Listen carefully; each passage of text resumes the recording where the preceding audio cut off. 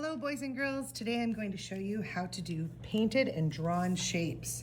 The first thing we're going to do today is we're going to start off by drawing some of the shapes that we know using a black Sharpie marker. You can see a couple of shapes I have here, like the triangle, the circle, the oval, the rectangle, the diamond, and the square. Let's try drawing a couple of those. So I'm going to start up here towards the top of my paper, and these are just going to be scattered throughout my paper in different areas. I want to kind of spread them out so they're not all in the same spot. Got a triangle, a circle, an oval, and sometimes I might want to overlap some of my shapes. Maybe I want to draw a rectangle that's going to overlap my oval and my circle. I might want to put a heart that starts to overlap slightly down here. And sometimes I might want to repeat shapes, like maybe I want to put another circle up here. Or maybe I want to try and attempt the 5-pointed star. 1 point, 2 point, 3 point, 4 point, 5 point. And I just want to fill my entire paper with shapes. All those fun shapes that we have learned. Maybe even a trapezoid. Or a semicircle. Or I'm trying to think what else I might be forgetting. Oh, what about the diamond?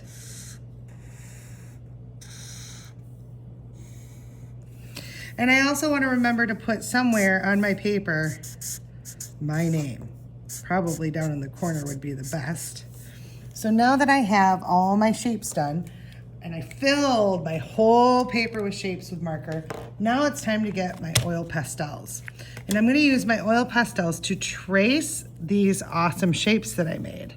So I'm going to go ahead and trace every one of the shapes that I made in a different, bright, colorful oil pastel.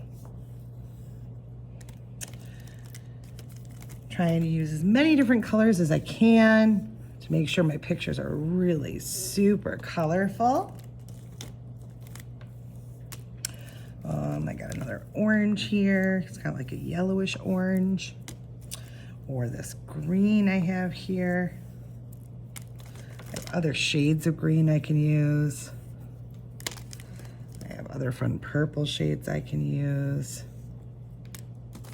And I'm kind of pressing hard because I really want these colors to stand out. The next step after this, I'm going to be adding some fun paint to my picture. And I'll be tracing my shapes yet one more time to make it even more colorful. So there's all my fun shapes. Now it's time to get my watercolor paint, and I open it up. And I've got my little water cup, making sure I don't put it near the edge of the desk. And I'm gonna get my brush wet because I need to have my brush wet in order for my paint to work. So I get my brush wet, and when I go to twirl it in the color I wanna use, I wanna twirl it for a long time. Should I do it really, really fast? No. Should I press really, really hard? No. Lightly swirl your brush in the paint and do it for a while so your brush gets really bright with color. And then I'm going to choose one of my shapes to begin to trace. And I'm holding my brush just like I would a pen or a pencil. And then I'm going to wash my brush some more. Every time I get a new color, I have to wash my brush, boys and girls. I want to make sure I keep my colors from being mixed together. We want to keep our colors separate on our paint palette. Now I'm going to go and do my green oval. I'm going to wash my brush before I get a new color. This time I'm gonna do blue. I'm twirling it to make it nice and bright. My picture is getting very, very colorful. I love how colorful it's becoming.